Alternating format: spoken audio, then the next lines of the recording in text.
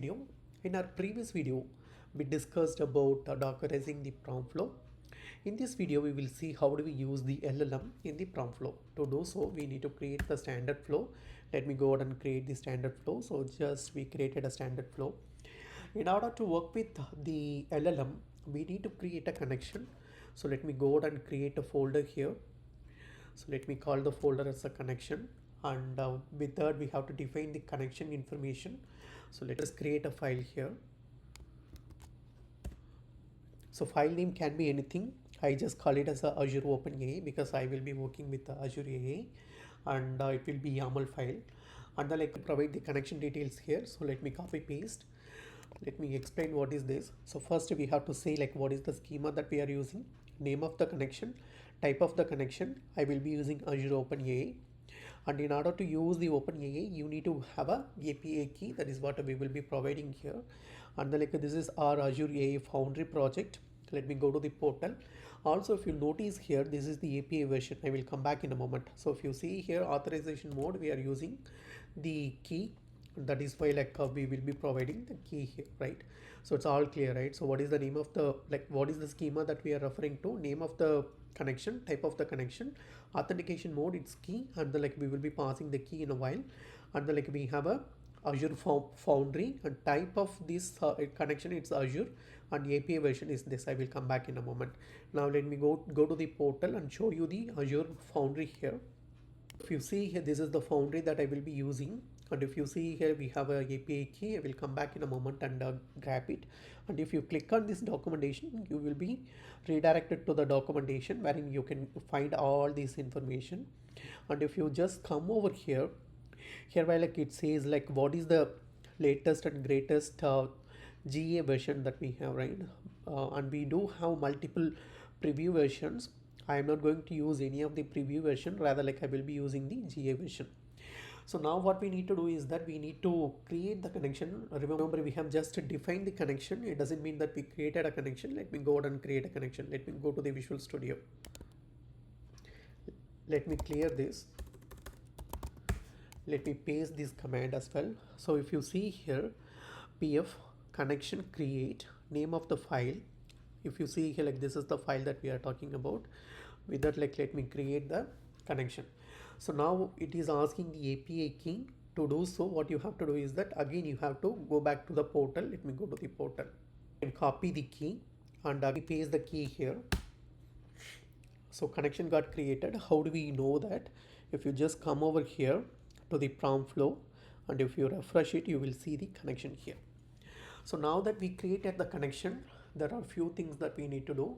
First, we have to update our flow. So let me go ahead and update the flow here. Let me go to the definition here.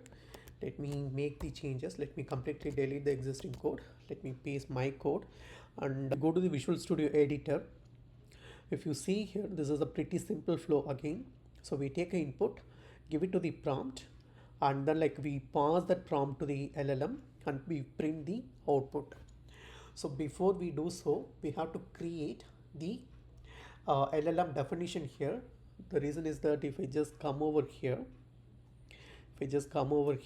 here it says it is using this particular file. So that file, it doesn't exist. So we just create that file, and then we will keep this as a input here. So basically it says that you are a helpful assistant, and this is what we will be passing from the prompt. For the given prompt, the LLM will respond back to us, right? So now if you just come over here, and if you just go to the prompt here, if you click on that, it just says that write a simple, whatever the input that we are giving, program that displays the greeting message. Say if I input it's a Python, write a simple Python program that displays the greeting message. So same thing, write a simple Java program that displays the greeting message, something of that sort, right? Simple as that. So here we just say Python, right? I don't want to hard code this value. So let me remove this value here, and then again, let me go to the definition by itself. Let me remove the default value here. I don't want to have a default value, so the default it's empty. So here if I provide some input Python, Java, .NET or whatever is that will be passed to the prompt. In the prompt, it will say write a simple Python program or whatever is that, that displays the greeting message. Now that will be passed to the LLM. LLM will be getting that question from the prompt, right? So we will be getting that question here, and then like for that LLM will respond back, and we will have the output here. So if you notice here clearly, let me close this one, let me try to drag it here, or maybe like let me, yeah. So if you see here, it has quite a few parameters that needs to be configured. Name of the connection that we created, and API, either a chat API or completion API. The deployment model, so for like I'm using only ChatGPT 4 mini, and temperature, and then type of the response, all of these. And then it has a question, so we are passing the output of this prompt to LLM, and finally this LLM output given to the output, actual output, right? So now let me go and open the terminal again. Now let me go here, clear the terminal once again. Now we need to update the requirement file. The reason is that uh, if I just come over here, it will just have the prompt flow, but then like we also need to use the tools. The reason is that LLM, it's a tool.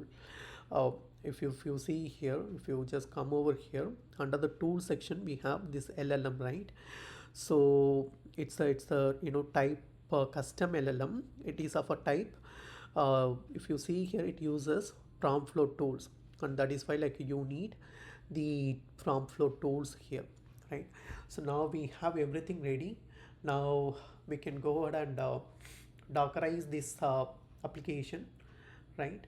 So now let me go ahead and maybe like before I do that, let me test this. So let me again run this test one. So again, like a PF flow test, the flow name and the input, it's Python. So I'm asking the LLM to write a simple Python program that says the greeting message. I can also, instead of Python, I can also say write a simple Java program, right? I just say Java, so it is going to respond back to me.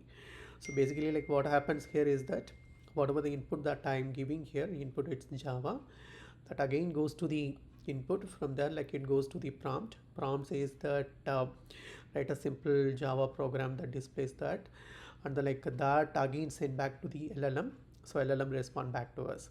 So we are just started using the LLM here, right? Now we will also create the Docker. In our previous video we already discussed about how do we dockerize this, right? So now let me go and build the Docker.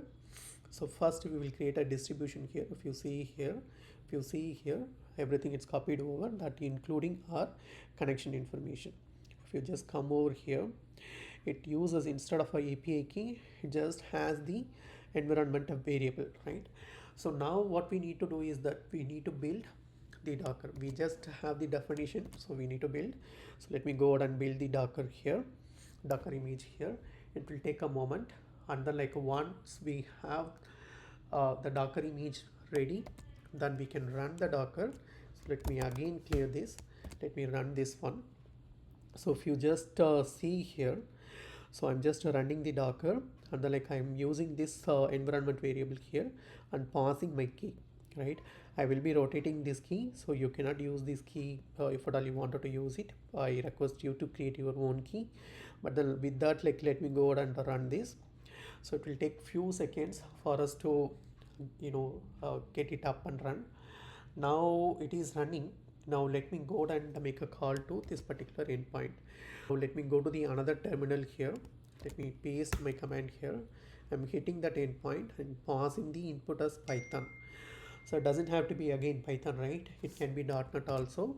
So now let me ask the LLM to write a .NET Core C# program. Also you can always say, hey, like I wanted to write a Java program, right?